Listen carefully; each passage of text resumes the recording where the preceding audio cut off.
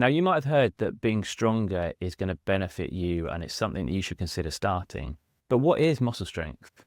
What does a muscle strengthening exercise even look like? And how do we go about building muscle strength as an outcome of doing our exercises?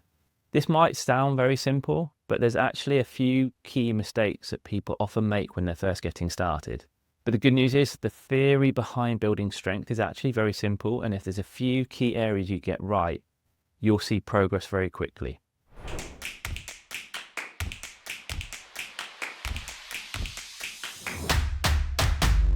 So welcome back to the Never Told to Lift podcast. And today I'm going to be discussing those key simple strategies that you can make when you're starting strength training to make sure you're not wasting your time or not getting the benefit that you were actually hoping for. Now, before we get started, I've just got one quick favor from you. As a new podcast, it is so helpful if you're able to leave a review or rating of the podcast on whatever podcast player you're listening to this on. Early reviews when you're just getting started can really help the podcast players push this out to more people. And the more people that listen to this, the more people we can get to start their strength training journey. So if you're able to do that, I will be forever grateful. So what is muscle strength then? So muscle strength is the ability for a muscle to produce a peak force. It's the most strength it can produce in one short, quick contraction. What it's not is how many small contractions you can do over a long period of time. And the reason I say that is a lot of people think that the act of doing an exercise whilst holding a weight makes it a strengthening exercise. However, if you can pick up a weight and you can do that exercise over and over and over again, and it takes you 20, 30 repetitions before you're sort of feeling the effects of that, then unfortunately just the act of holding weights does not make it a strengthening exercise. And whilst no exercise or movement is a waste of time, if your goal was to build muscle strength, you're not going to build any strength doing that. And an analogy I like to use is with running. We have runners that are sprinters, so they can run really fast, and runners who are more like marathon runners. So they run slower for longer periods of time. The sprinters, they're really fast, but it's just for the really good ones, 10 seconds. Most of us are a little bit longer. But yeah, it's short sprints versus the long endurance marathons. If you really want to get faster and you want to increase your sprint speed and your ability to, say, do the 100 meters quicker, if you only ever do running at a slow pace for long periods of time, your sprint speed is never going to change. You have to do some sprint training and practice running really fast for you to actually get really fast with running. Let's go back to the strength training. If you are doing light weights and you're at the lower end of what your muscles can actually produce, so you're not anywhere near the peak force your muscle can produce, you're just at a lower range of that, and you do it for 20, 30 repetitions, the peak strength is never going to change. We need to kind of take where you're very close to your peak strength, and we need to work in that top range to try and push it on a little bit more and try and nudge that up. So that is a really important part of this to remember, is we are going to have to push you close to the maximum you can do, which means pushing you out of your comfort zone slightly, because it's uncomfortable to try and get to that point where you can't do much more. So there's a concept that we call training to failure or training to fatigue. And that is the most important part of strength training, is we're trying to get you to do a certain number of repetitions. And I'm going to come on to the repetition ranges in a second of how many you should be aiming for. But whatever the number that you choose, the last repetition you do should be almost the last repetition you could have done. So if you were trying to get up and down from a chair, so that's squat-based action, whether that's body weight or whether that's using weights, and say you were aiming for 15 repetitions, if you managed to do the 15th just about with good form, and I ask you, try a 16th, if you tried the 16th repetition and you struggle to do it because your muscles have nothing left to give, that's where we're building strength. So those last few repetitions are the strength building repetitions. The first 10, 11, 12 repetitions were just to get you tired enough to get to the point where we're in those fatigued repetitions at the end. And they're the ones that build the strength. Now, if at 15 I asked you how many more could you have done, and that's something we call reps in reserve, so repetitions in reserve. If I said, how many repetitions in reserve have you got, or how many more repetitions do you think you could have done? And if you'd hit 15, I asked you the question, and you could have quite comfortably done another 5, 6, 7 repetitions or more, then we never got to those last three repetitions or few repetitions where the strength is built. We stopped at this arbitrary figure of 15, and now we're not really going to build we're not building strength as an outcome. And like I say, no exercise is a waste of time, but we're not getting the strength, which is what you wanted to get out of this in the first place. So what some people then make the mistake of doing is thinking, well, if I didn't reach fatigue at 15, I'm just going to carry on until I reach fatigue. And they might reach fatigue at 20 or 25 repetitions. Now, unfortunately, this won't, even if you hit fatigue at that point, you're not really going to get any stronger as a result. The most number of repetitions you can hit fatigue at and still build some muscle strength is about 15 repetitions. So that is the most number of repetitions you should try and aim for and reach that muscular fatigue point. And if you can get to 15 and you could have done more, then rather than do more, what we actually want to do is increase the weight so that you try and get to the point where the 15th is the last one you can do. So rather than maybe doing body weight squats, let's grab some dumbbells and hold the dumbbells. And it might be 2-3 kilogram dumbbells for some of you. And that then might get you to the point where the 15th is now the last one you can do. Or if I ask you how many more could you have done, it's I couldn't have done any more, or I could have done 1 or 2 more. Anything within a couple of repetitions of that fatigue point is fine. You'll build a bit of strength. But if it's 5 or more, like I say, you're not going to build strength as an outcome. So that's the very minimum that we want to hit fatigue at to gain some muscle strength. But you're still very much in the endurance side of things. You're going to get a lot more endurance. You're going to get some increased size of muscle. We call that hypertrophy. And you're going to get a little bit of muscle strength as a result of doing that. If we increase the weight further so that you start to reach muscular fatigue a little bit earlier than 15, so maybe somewhere between 10 to 12 repetitions, we start to move a little bit out of the endurance phase and we're starting to get into what we call the hypertrophy phase. So that's that increased size of muscle. So we get more size of the muscle building, and that will inevitably bring some strength with it as well and have a little bit of endurance. And then if we can increase the weight even further and we get the fatigue point to come down to closer to 5 or 6 repetitions, that's the point where you get a lot stronger. You'll get some muscle size with that as well, and a little bit of endurance. For most people, the endurance side of things are normally not too bad on it. It's the strength they're missing.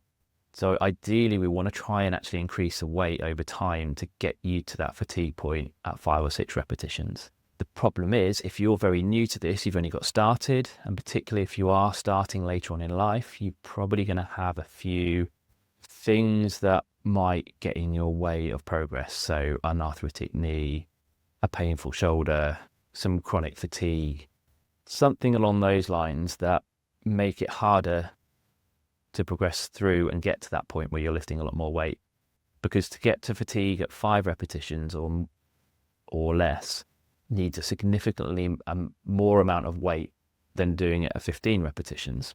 I'd much rather you start at 15 repetitions with a much lighter weight, see how your knee responds or your shoulder responds or how the fatigue responds. And if it doesn't respond adversely and you feel okay afterwards, then we can start to increase the weight after a week or two to try and bring it down to 10 to 12 repetitions. And then again, if there's no adverse reaction, let's increase the weight up a little bit more to get you down to 8 to 10, and then 6 to 8, and then maybe sort of somewhere within 5 or 6.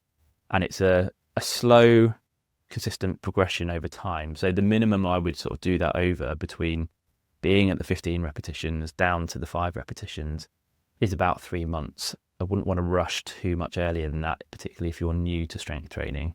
You want to allow the body plenty of time to adapt to what we're asking it to do, but just know that we do want to progress. Because again, the next mistake a lot of people make is when they start strength training, they might find this weight that they do get to a point where they fatigue at 15 repetitions. And after they've done that for 4 or 5 weeks, consistently, that becomes easier. So what used to be the fatigue point of 15 repetitions, after 4 or 5 weeks, if I was to say how many more could you have done at the end of 15, because they've got stronger, they're probably now at a point where they could probably do at least 5 more repetitions quite comfortably, which now means they're not getting those last 3 or 4 repetitions where they were really difficult, where that strength is built. So again, they're now technically stopping at this arbitrary figure of 15 without getting the benefits they want from it. So what we need to make sure we always ask ourselves, how many more could I have done, or how many reps in reserve have I got? And we want to try and keep that to 0, 1 or 2. So for that person who's now made it a lot easier because they've worked consistently, they took that initial step out of their comfort zone, but it's then quite difficult to take another step out of your comfort zone. We feel scared to do that. So people often stick with that, or they revert back to that old strategy of, well, because I could do 5 more, I'm just going to do 5 more, and then reach fatigue at 20. And again, you're now not in the strength zone. So to build strength, you guessed it, we need to add weight to bring the reps back down to, well, the fatigue point down to 15 repetitions, and then again, try and push it down again. One additional thing that I get people to do is, once they've been working for a few weeks at this, is when they get to their last set of doing an exercise. So you might do, say, 15 repetitions of a squat, have a break, do another 15 repetitions of the squat, have another break, and then go back in and do a third group of 15 repetitions. So each group of repetitions you do is called a set, and each individual squat you do is a rep. So that if we're never quite sure what reps and sets mean, or repetitions and sets mean, that's what that means. So I generally advise you to do 3 sets of the number of repetitions you're aiming for as a minimum. And every now and then it's worth, on the last set that you do, is stop at the 15 for a second, think, how many more could I have done? And you might think you only had 2 more left sort of in the tank that you could do. And then I want you to test that theory, is to actually then carry on and see how many more could you have done without stopping. And sometimes you realize that actually you could have done 6 or 7 more when you only thought you could do 2 more, which means you've been holding yourself back and you've not really been pushing in that zone where the last few repetitions are really challenging. So therefore not getting the weight, even though you thought you were in that range, you've been holding yourself back. So sometimes it's quite eye-opening to be able to test that theory on the last set of, I think I can do 2 more, but let's see. And then once you realize you could do 6 or 7 more, then it helps you realize that you should be doing it with a little bit more weight again. So again, which does mean taking that new step out of your comfort zone, which can be quite daunting, but having the confidence you're already managing with the weight you're using, and you could do a lot more than you realize you could do. So that can be quite confidence building at the same time. But yeah, if you want to build the strength, we need to go back to pushing to fatigue. Now that is the most important part of strength training. And that is the one thing I really want you to take away from today's session, hence the repeating it over and over to try and make sure you really understand that. Because most people don't realize that is the most important thing, and they jump straight in at what they think is strength training exercise is. And they pick their exercises and they add a little bit of weight, and that's enough. But the strength training part of it is what we've just talked about, not the exercise you're doing. Because for someone holding a barbell on their back doing squats of 40 kilograms versus someone else who is doing bodyweight squats, the person doing it with 40 kilograms might not be hitting fatigue, therefore it's not a strength exercise.